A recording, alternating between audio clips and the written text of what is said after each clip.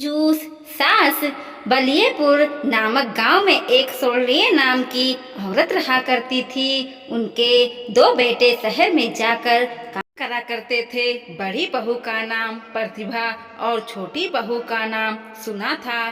स्वर्ण और प्रतिभा हमेशा सुनैना को तंग किया करती थी, क्योंकि उनकी छोटी बेटी ने सुनैना से शादी अपने पसंद से की थी और सुनैना एक साधारण परिवार से थी।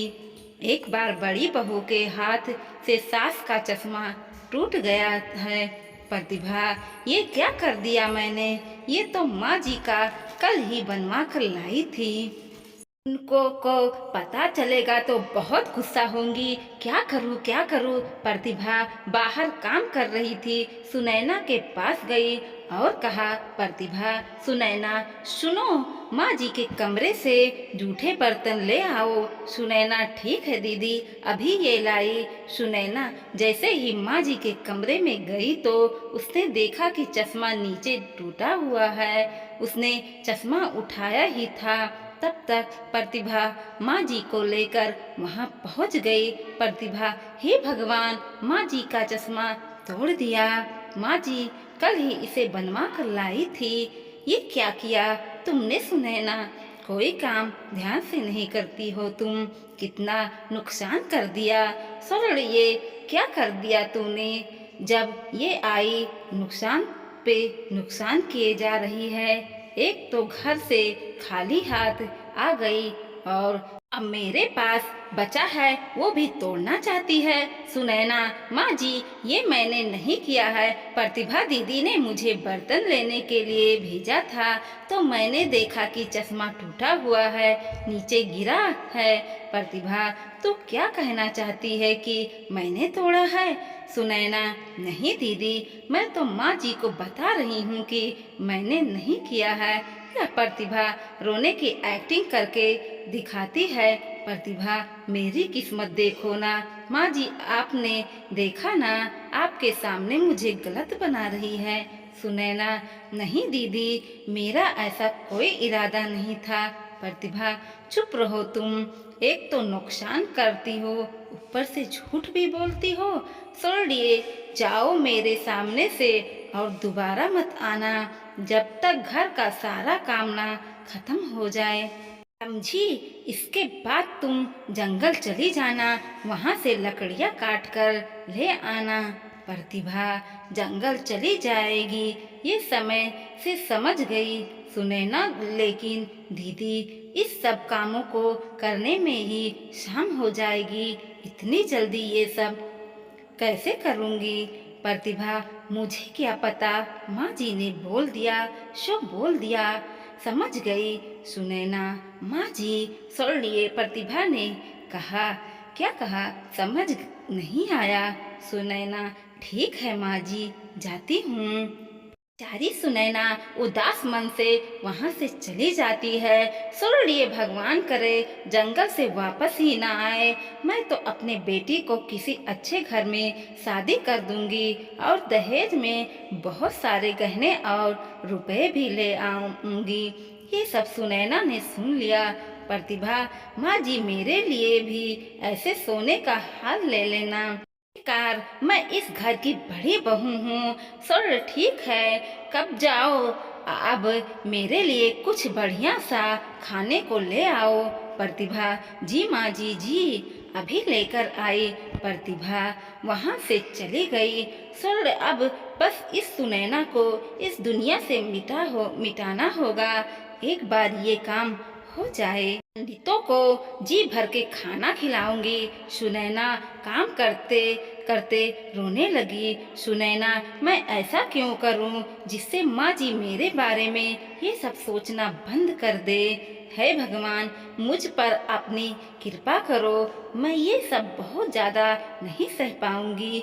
सारा काम करने के बाद सुनैना अपने हाथ खाने के लिए 4 रोटी और थोड़ी सी सब्जी बांध के जंगल ले गई। सुनैना जंगल में लकड़ी काटती है।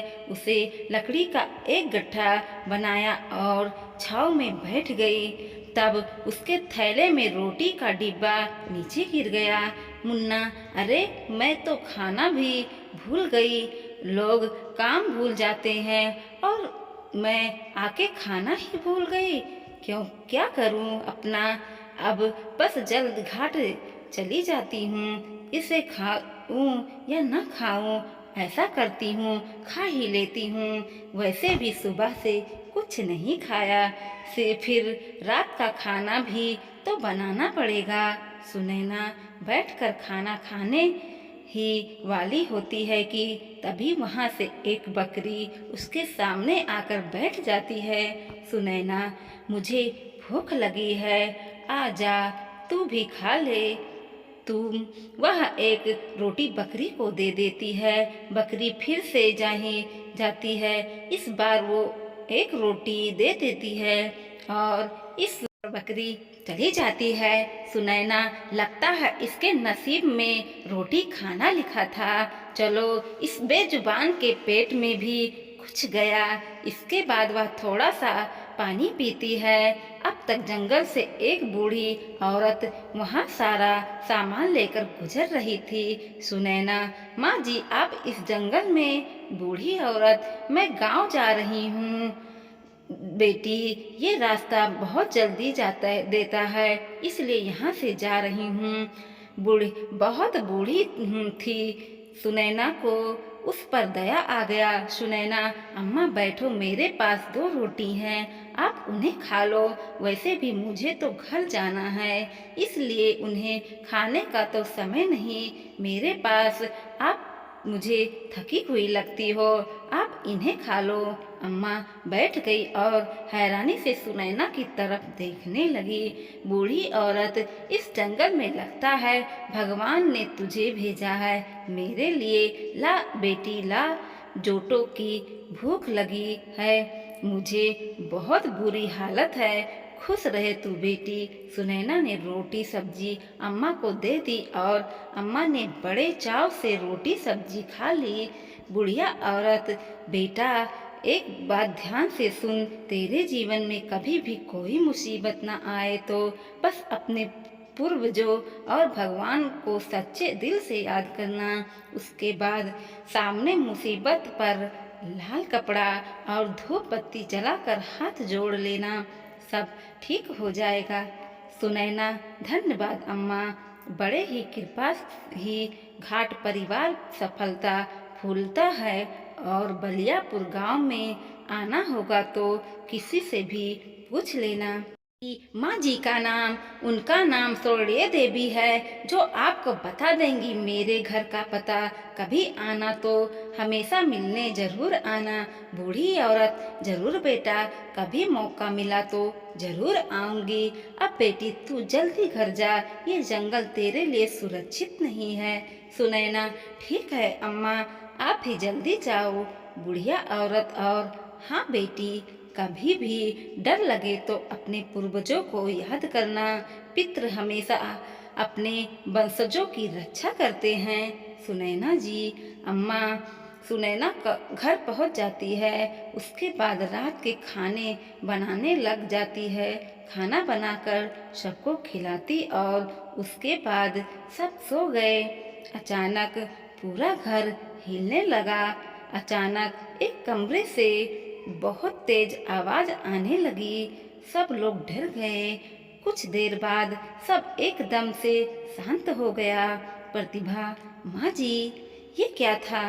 ये कैसी आवाज थी? स्वर्ण, रुको मैं देखती हूँ। स्वर्ण, सुनैना, जा तू देख क्या है वह। सुनैना, माँ जी, मुझे डर लग रहा है। स्वर्ण, जा है या ना? इसके बाद सुनैना कमरे में देखने चली गई। वह कोई नहीं था। सुनैना, माँ जी, यहाँ तो कुछ भी नहीं है। स्वर्ण, ऐसा कैसे हो सकता है? इतनी भयंकर आवाज भला किसी को हो सकता है? प्रतिभा, मुझे लगता है कोई जानवर खिड़की से घुस गया है। कहती थी ना, वहाँ जलिया लगा दो। सोल्डिए, चलो अब आओ सब सो जाओ। सुनिए सुनैना सुनो, वो कपड़े रख दो, धो देना सारे, और घर की सारी चादरें भी धोनी है। और हाँ, पर्दे भी। समझ गई सुनैना जी। माँ जी, अब तक वह उनकी पड़ोसन शारदा आ गई। शारदा, प्रणाम अम्मा, कैसी हो आप? सुनिए, आओ बेटी आओ, तुम कैसी हो? हमारा तो जैसे तैसे वक्त निकल रहा है। शायद मैं ठीक हूँ। माँ जी, आपसे वो याद लेने के लिए। सुनिए, अरे हाँ, मैं तो भूल ही गई। क्या करूँ बेटी, उम्र हो गई है, कहलाती हूँ। सुनिए, जैसे ही अंदर गई, शारदा तुरंत सुनैना के पास जाकर बोली, शारदा, तो सुनैना तू दुखी नहीं होती? इस बुढ़िया की ऐसी ताव से जीना मुश्किल किया हुआ है तेरा। इसने कहती हूँ तुम अपने मायके वाले को बता देना।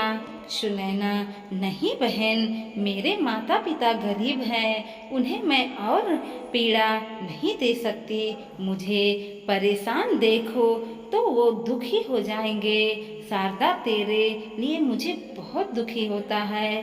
तुम अपना ध्यान रख सुनैना, तुम मेरी चिंता मत करो। वो जैसे भी है मेरी आस है, गुस्सा करती हैं पर दिल की अच्छी हैं। शारदा, तुम बहुत भोली हो रे। मैं तो तेरे लिए बस प्रार्थना ही कर सकती हूँ कि एक दिन तेरा जीवन भी सुधर जाए। तू परेशान मत होना। हाँ सुनैना, ये सब मेरा परिवार है और परिवार में तो ये सब चलता ही रहता है। तक अचानक माँ जी आ गई। सर, ये शारदा अपना शहद शहद।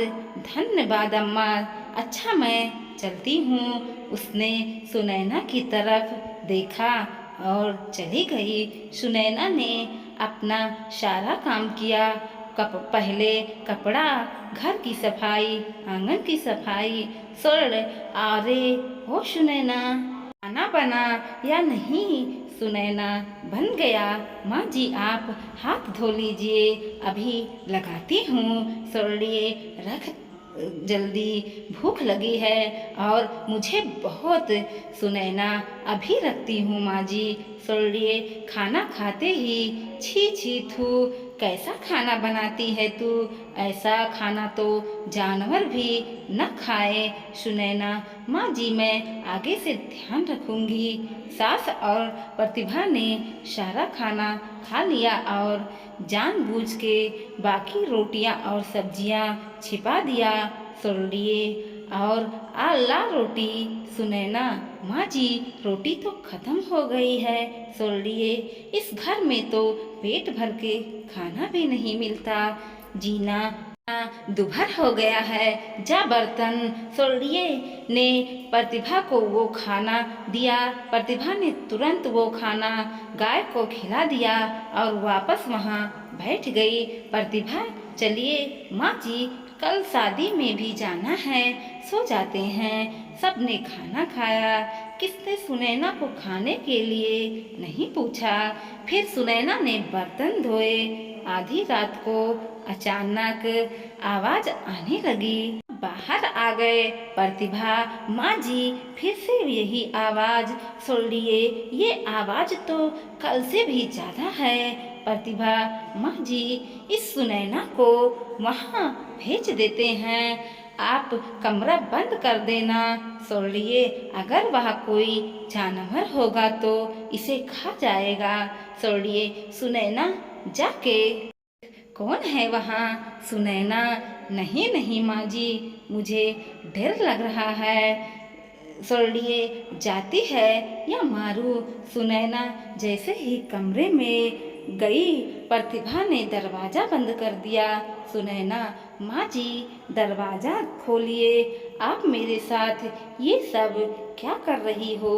माँ जी, मुझे डर लग रहा है। सुनिए, ये सब मेरे बेटे की जिंदगी में आने से पहले सोचा ना चाहिए था। अब भुगत। दोनों हंसने लगी। सुनैना, माँ जी, यहाँ सांप है, सांप है, सांप है। सुनैना जाकर कोने में छिप गई। सुनैना को अचानक अम्मा जी की बात याद आई। सुनैना ने तुरंत अपने पूर्वजों को याद किया। सुनैना, हे पितृ, मेरी रक्षा करो, कोई तो उपाय दो ताकि मैं इस मुसीबत से बच पाऊं। अचानक वहाँ पे लाल कपड़ा और धूप बत्ती आ गया। सुनैना को बुढ़िया माँ की बात याद आ गई। सुनैना तुरंत डरते डरते उसके पास गई और धीरे से उसके ऊपर लाल कपड़ा डाला और धूप बत्ती जलाने लगी और भगवान का नाम जपने लगी। सुनैना, हे ईश्वर, मेरी रक्षा करो मेरी। प्रतिभा, माँ जी चलिए, लगता है वो मर गई। जानवरों उसे अभी तक तो खा ही चुका होगा। कल इस कमरे को खोलेंगे। सुनिए, ठीक है, भगवान करे इस बार ये मुसीबत टल जाए। अगले दिन प्रतिभा ने ताला खोला। सुनैना एक जगह पे ही लेटी हुई थी। प्रतिभा चिल्लाई, सुनिए, क्या हुआ, कहीं भूत देख लिया क्या? सुनिए, जैसे ही कमरे में आई उसने देखा कि चारों तरफ सोने ही सोना बिखरा हुआ है। सुनिए, हमारी तो किस्मत खुल गई। प्रतिभा, प्रतिभा, माँ जी, एक साथ दो मुसीबत टल गई। पहली वाली वो मुसीबत और दूसरी गरीबी। आज से हम ऐसो आराम की जिंदगी जिएंगे। माँ जी देखिए ना, इतना सारा सोना, इससे तो हमारी कई पीढ़ियाँ मज़े से अपना जीवन बिता सकेंगी। प्रतिभा जैसे ही सोने का एक गहना उठाती है। प्रतिभा, किंतु सुंदर है ना माँ जी, मेरे गले में तो बहुत अच्छी लगेगी।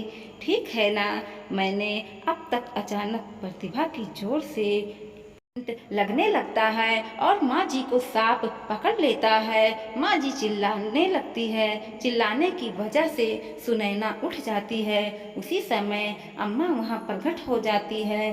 बुढ़िया औरत, ये सब केवल सुनैना का है। इस खजाने किसी ने भी नहीं बुरी नज़र डाली तो उसे छोड़ूंगी नहीं मैं। प्रतिभा ने वह हार फेंक दिया। सुनैना, अम्मा जी और प्रतिभा दीदी को छोड़ दीजिए आप। बुढ़िया औरत, नहीं बेटी, ये सब तुझे जीने नहीं देंगे। मेरे होते हुए तुझे कोई तंग नहीं कर सकता। अम्मा आपको आगे हाथ जोड़ती हुई, कृपा छोड़ दो मुझे। बुढ़िया औरत, ठीक है, दोनों बच जाती हैं। सुनैना, माँ जी आप ठीक कहती हो ना मुझे।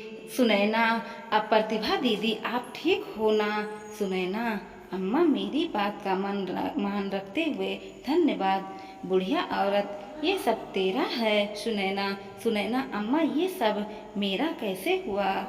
आप क्यों दे रही हो? बुढ़िया औरत, बेटा ये तेरा ही था हमेशा से।